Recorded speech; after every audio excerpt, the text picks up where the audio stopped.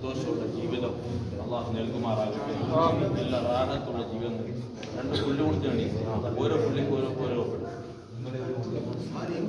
അപ്പോൾ അള്ളാഹു എല്ലാ ഹൈറും സന്തോഷം അള്ളാഹു നൽകട്ടെ. ഇത് ചെറിയ വിഷയമൊന്നുമല്ല, വളരെ ഗൗരവമുള്ള വിഷയമാണ്. നമ്മൾ ഇറച്ചിയും പത്തിയും ചപ്പാത്തിയും ബിരിയാണി അടിച്ചും പോയി പോകും. അതൊന്നല്ല ഇതിലൂടെ ഇത് ചിന്തിക്കുമ്പോൾ, ഇതിൻ്റെ ഗൗരവം ചിന്തിക്കുമ്പോൾ വളരെയധികം പ്രയാസമുണ്ടാകും. കുടുംബജീവിതം കളിപ്പാനുള്ളതൊന്നുമില്ല. ഇന്നൊന്നിനും ശരിക്കും മാറ്റാൻ കൊള്ളില്ല.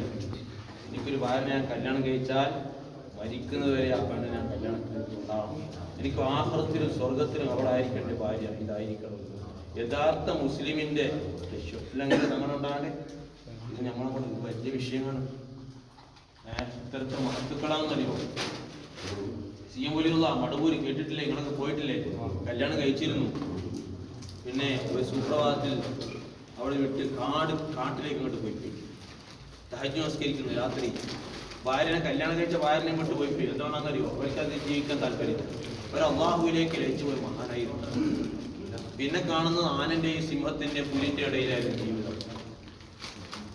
വയനാട്ട് ചുരത്തിലൂടെ പലപ്പോഴും തമിഴ് ലോറികൾ ഇങ്ങനെ വരുമ്പോൾ ആ ആളുടെ ഡ്രൈവർമാർ കാണും ഒരാളിങ്ങനെ ആനക്കൂട്ടത്തിൽ, കാട്ടാനന്റെ ഇടയിൽ, പുലികൾ സിംഹത്തിന്റെ ഇടയിൽ.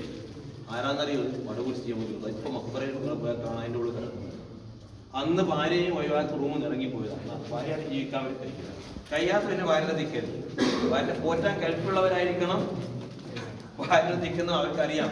ബാക്കവിയായിരുന്നു, വെല്ലൂരിൽ നിന്ന് പാസ്സായ മഹാനായിരുന്നു ബഹുമാനപ്പെട്ട CM വലിയുള്ള മുഹമ്മദ് അബൂബക്കർ മഹാൻ. അപ്പോൾ ഭാര്യനെ കല്യാണം കഴിച്ചാൽ പിന്നെ നോമ്പും പിടിച്ച് പള്ളിയിലെ ദിക്റും ചൊല്ലി ഇങ്ങനെ പട്ടിണിയാക്കി ഇങ്ങനെ ആകരുത്. പിന്നെ മൂപ്പർ അധ്വാനിക്കാൻ പോയിരിക്കണം. കല്യാണം കഴിക്കുന്ന ചോദ്യം അതിലുണ്ട്. ജോലിക്കാരനാണ് ചോദിക്കുന്നത്. കിതാബിലുണ്ട്, ജോലിക്കാരനെ കല്യാണം കഴിക്കാൻ പറ്റുള്ളൂ.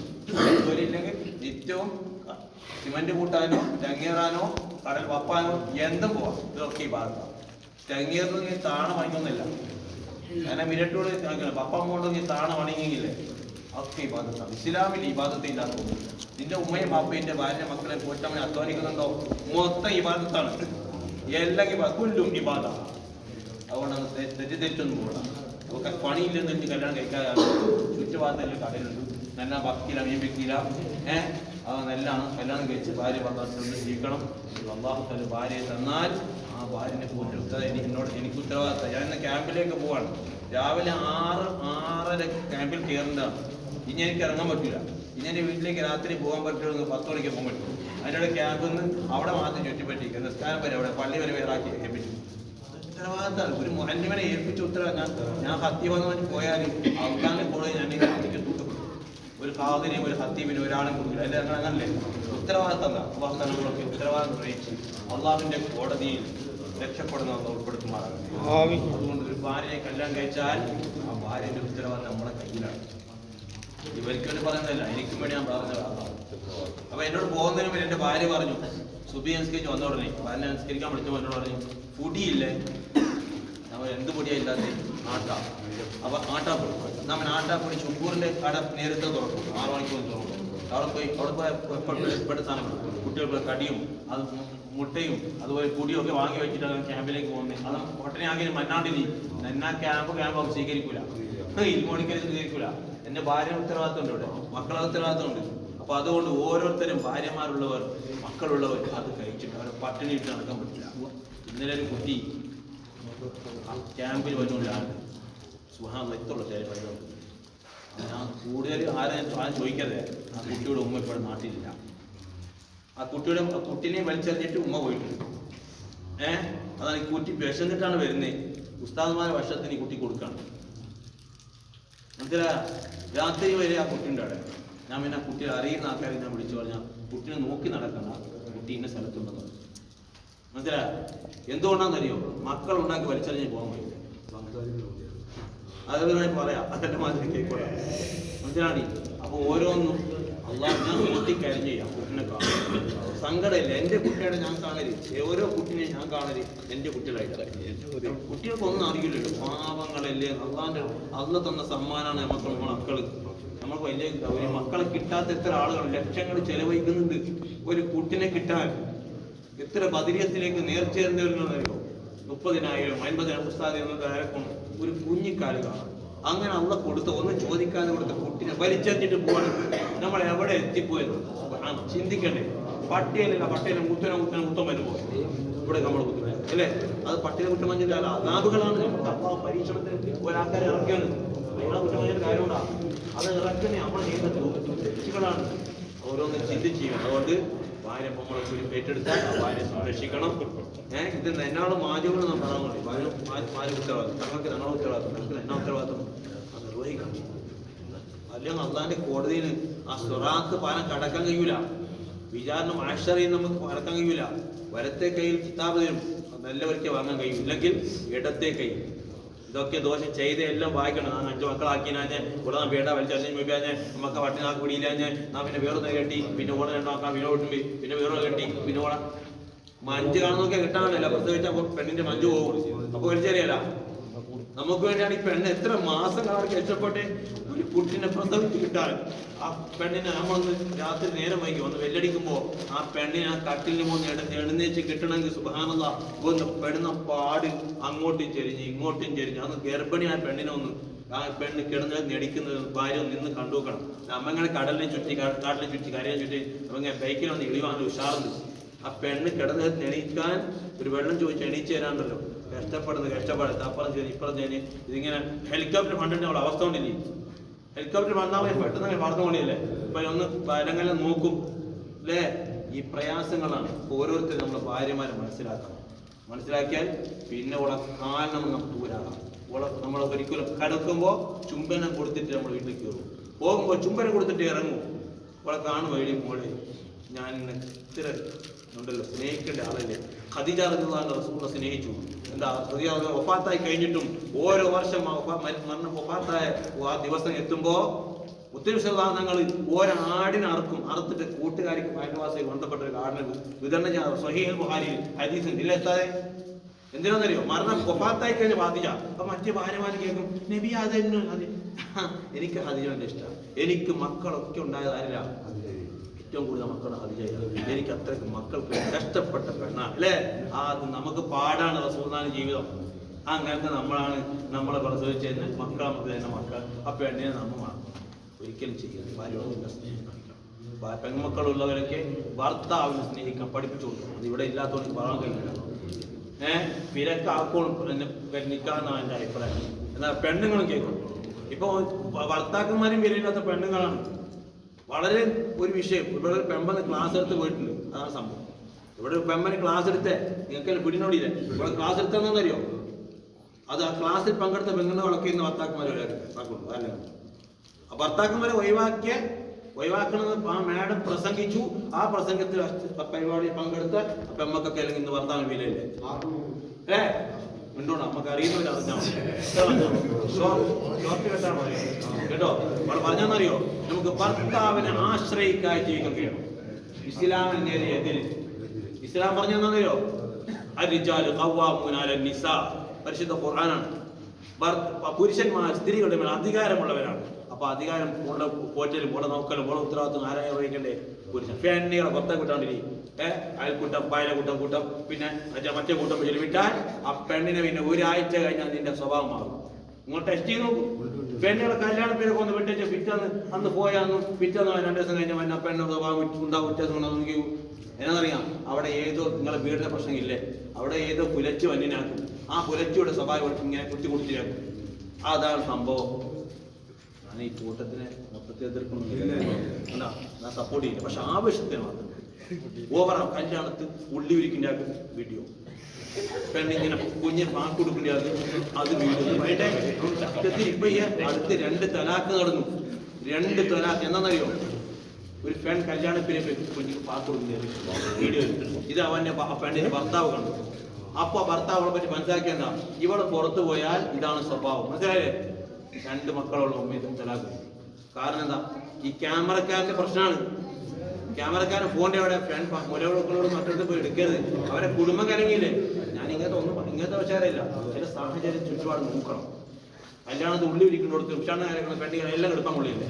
എനിക്ക് ഓരോ നിയന്ത്രണം മുൻകൂട്ടി റിപ്പോർട്ട് കൊടുക്കണം. ക്യാമറ വരും അവിടെ അല്ലേ, ഒന്ന് ശ്രദ്ധിക്കണം. നമ്മുടെ കാര്യം കൊണ്ട് മറ്റുള്ള കുടുംബം തെറ്റാൻ കാരണമാകുന്നു. ഓരോന്ന് ശ്രദ്ധിച്ചു. ഇസ്ലാം കർശനമായി എതിർത്താണ് ഫോട്ടോ വീഡിയോ. ആവശ്യത്തിന് മാത്രം, ആവശ്യത്തിന് ചെയ്യാലോ. നാളെ തെളിവ് കാണിക്കണ്ടേ, കോടതി കാക്കണ്ടേ. ഒരു എന്നെ ഉമ്മ ഇതൊന്നും ഫോട്ടോ എടുക്കൂല. എന്നെ ഉമ്മ ഫോട്ടോ എടുക്കാൻ ഹജ്ജിന് ഫോട്ടോ എടുക്കാൻ വേണ്ടിയാൽ വരാം. ഉമ്മ ഇന്ത്യ രാജ്യം ഇത്. ഉമ്മയ്ക്ക് ഇന്ത്യ രാജ്യം തെറ്റാണ് നമുക്ക് തിരിയാ. ഒരു ദിവസം 2 ദിവസം ലൈക്കോട് മനസ്സിലാക്കി കൊടുക്കാൻ ഫോട്ടോ എടുക്കുന്നു. അപ്പൊ അങ്ങനത്തെ സാഹചര്യങ്ങളാണ്. ഇപ്പൊ ചെവി ആദ്യം മുളച്ച ഇപ്പൊ നിയമം എന്താ, ചെവി കാട്ടുള്ളൂ.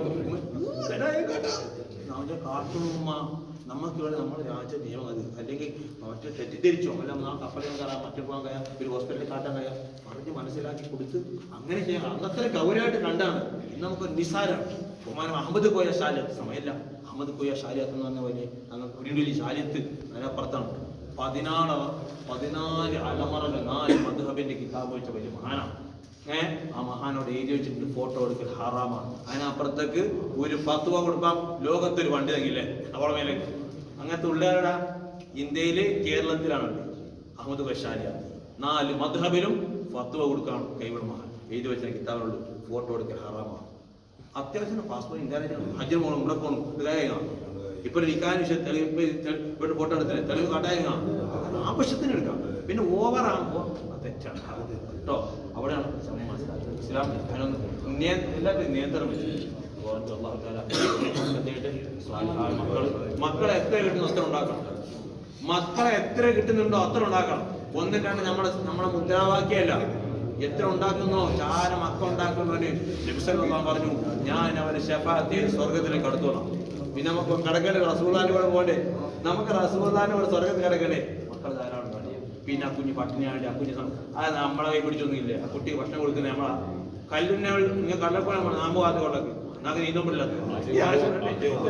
എന്നെ തട്ടി ഒപ്പിക്കും. നമുക്ക് നീന്തം പഠിച്ചതിന് കടന അരീക്കോടുള്ള ഒരു കല്ല് പഠിച്ച് കുയ്യിൽ നിന്ന് ആ നീന്തം തന്നെ പഠിച്ച് കടലിന്റെ ലോകത്ത് ഞാൻ പഠിച്ചു. അതൊക്കെ മരഞ്ഞു വീടുകൾ പാഞ്ഞു കുത്തി വീട്. ഇപ്പോൾ കണ്ടക്കെട്ട് വീടുണ്ട്. കരക്കാരെ എന്നോട് നാട്ടാളും ക്ലാസ് പോട്ടും മുങ്ങാൻ കണ്ട പോകുന്നു. മുഹമ്മദ് സക്ക വരി നാക്ക് പേടിയാണ്. അങ്ങനത്തെ ആളാണ്. അപ്പോൾ നമ്മളെ കട കിളിഞ്ഞേക്കാണ് വലിയ പടയ അക്കമ്മ പറയും കല്ലുമക്കളിന്ന് കക്ക അല്ലെ. കക്ക എവിടേക്കും പോണ്ടി. പക്ഷെ അതിനുള്ളൊക്കെ കാലെത്തിയാൽ പോണേന്റെ മാമ ഭോജങ്കാന്നുണ്ട്. മാമ ഉണ്ടായ കടൽ തന്നെ സ്പെഷ്യലിസ്റ്റ് ആയി ഇല്ലേ. എന്നെ കൊണ്ടുപോകും തോണിച്ച് കളിപ്പിക്കും. അപ്പൊ അങ്ങനെ കൊണ്ടുപോകും. നാക്ക് പേടിയാണ്. അപ്പൊ എന്നിട്ട് ഇത് വേണ്ടി കക്കയുണ്ടോ ഇതിനുള്ളൊക്കെ കുത്തിയ പിന്നെ കാല് പോലും വരിക. ഇതിൽ ആൾക്കോലം ഇട്ട് കാട്ടി തരുന്നാക്കും അടിച്ചു പോകും. അപ്പൊ അതിനും ഭക്ഷണം കിട്ടണ്ടേ. അതുകൊണ്ട് നിങ്ങൾ മക്ക ഭക്ഷണം ഉണ്ടാക്കിയതിന്റെ ഭക്ഷണം കിട്ടേ. പട്ടിയുടെ ജോലിയിലും ഉണ്ടാക്കിയതിന് ഇവിടെ മുടങ്ങിപ്പോവാ. അള്ള തരുവാൻ കൂടെ തരും. മനസ്സിലാണ്ടി. അപ്പൊ അള്ളാഹുലേക്ക് നമ്മൾ മടങ്ങണം, നിസ്കരിക്കണം, പടച്ചറപ്പിലേക്ക് മടങ്ങണം. എന്നാൽ ദുനിയാവ് ഒരു കഷ്ടപ്പാട് ഒരാൾക്ക് കഴിയില്ല. എല്ലാവരും നിസ്കരിക്കണം. പള്ളിക്ക് പോയി പെട്ടെന്ന് കഴിയില്ലെങ്കിൽ നിസ്കരിക്കാത്തവരും ഉണ്ടോന്നല്ല ഞാൻ പറയുന്നത്. ഉണ്ടെങ്കിൽ നമ്മൾ വീട്ടിൽ നിസ്കരിക്കണം. പിന്നെ പള്ളിയിൽ കേട്ടോ. ആരും കളിയാക്കിയാലോ നമ്മളെ ഖബറിലേക്ക് ആരും വരില്ല. നമ്മ ഒറ്റക്ക്. ഞാൻ ഇപ്പൊ എപ്പോ പോകുന്നത് പറയാൻ പറ്റില്ല. അടുത്ത ക്യാമ്പിൽ എനിക്ക് കയറാൻ പറ്റുന്നറിയില്ല. ഈ പൊടിയും കൊടുത്ത നാക്ക് എന്നെ വീടിനെ കാണാൻ കഴിയുന്നു. അടുത്ത നിങ്ങൾ കേൾക്കണം എന്നെ മൈത്ത് നിസ്കരിക്കണേ. ഇതാണ് അവസ്ഥ. ഇപ്പൊ പെട്ടെന്ന് വിസ കൊണ്ടാണോ. അപ്പൊ അതുകൊണ്ട് അല്ലാഹു തആല നമ്മളെല്ലാം കാത്തു രക്ഷിക്കട്ടെ, പദ്ധതിയട്ടെ. അത് ഭയങ്കര ഇഷ്ടമുള്ളതാണ്. നമ്മളെ ഭയങ്കര കാര്യങ്ങൾ ഇഷ്ടമുള്ളതാണ്. അതൊക്കെ എന്നെ പോലെ കാലത്ത് ചിലപ്പം കിട്ടുന്നത് ഭയങ്കര സന്തോഷം. അത് തിത്തിക്കുട്ടി വരില്ല ആൾക്കാരിലെ. അത് ഭയങ്കര തിത്തിക്കുട്ടി വരില്ലെങ്കിൽ നമ്മുടെ ഈ പണികൾ നടക്കില്ലായിരുന്നു. നമുക്ക് നിഷേധിക്കാൻ കഴിയാം. അവരുടെ കുറെ വാപ്പായന്മാരെ മരിച്ചുമേ പഠിച്ചോനെ അവരെ സ്വർഗത്തിലാണ്. ഈ പള്ളിക്ക് എന്നാ വാപ്പ പോയിക്കൊണ്ട് നാക്ക് കൂടി സുബേല് പോയിക്കൊണ്ട് അവളെ ശമ്പിട്ടുണ്ടേ ഒറ്റ ഒരുക്ക ശമ്പളിയാ. ഇത് ഞങ്ങളെ കത്തിട്ടിട്ട് അവിടെ കബറും സ്വർഗാക്കും. സ്വർഗത്തിലുള്ളവർക്ക് വലിയ ആൾക്കാരും ഉണ്ടാവില്ല ഞാൻ നിഷേധിക്കല്ല. പക്ഷേ സ്വർഗം നരകമൊക്കെ തർക്കമാണ്. സ്വർഗം എന്നാ വരാനുണ്ടാവും പല പല പക്ഷേ തെറ്റ് പറ്റി പേര് അതിന് ശ്രദ്ധിച്ചാണ്. എല്ലാവർക്കും തെറ്റ് പറ്റും. അപ്പോ എന്റെ സ്വർഗം നരകം തന്നെ എന്നാമക്കൊള്ളി പല പല ഗംഭീരന്മാരും പൈസ അപ്പൊ നരകം സ്വർഗം പറയാണ്. എന്നാമ പേടിക്കൊണ്ടോ ഭാഗത്തുള്ള സാ അപ്പൊ ആ കൂട്ടത്തുള്ള ഒരു പാവപ്പെട്ട ആൾക്കാരാണ് ഇവിടെക്കാരെ. പക്ഷെ സ്വർഗത്തിൽ അള്ളാഹു തആല വലിയ ആൾക്കാരാകും. ഇവിടെ വലിയ അവിടെ ചെറുതാ, അവിടെ ചെറിയ, ഇവിടെ വലിയൊക്കെ അവിടെ വലിയ വലിയ ആക്കാന്ന്, ഇവിടെ ചെറിയുള്ള അവിടെ ചെറുതാക്കാന്ന്, അങ്ങനൊന്നുമില്ല. അള്ളാഹുവിലേക്ക് അടുക്കുന്നവർ, അള്ളാഹുവിന്റെ പള്ളിക്ക് വേണ്ടി നമ്മൾ സഹായിച്ചവരാണ്. അള്ളാഹു അവർക്ക് ഒരിക്കലും മറക്കാൻ പറ്റില്ല. അള്ളാഹു കുടുംബത്തിലൊക്കെ അള്ളാഹു ബർക്കത്ത് ചെയ്യട്ടെ, ഖൈർ നൽകട്ടെ.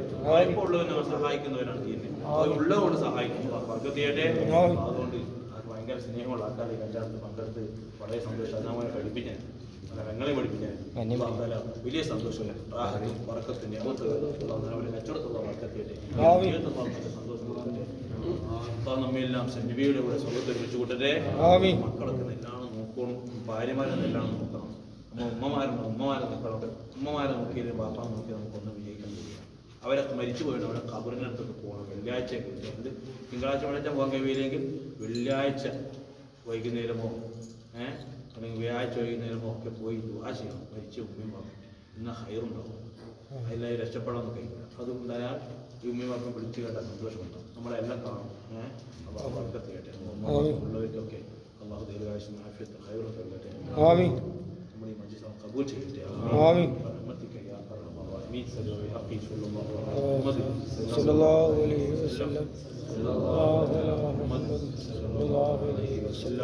اللهم صل على محمد رب صل عليه وسلم.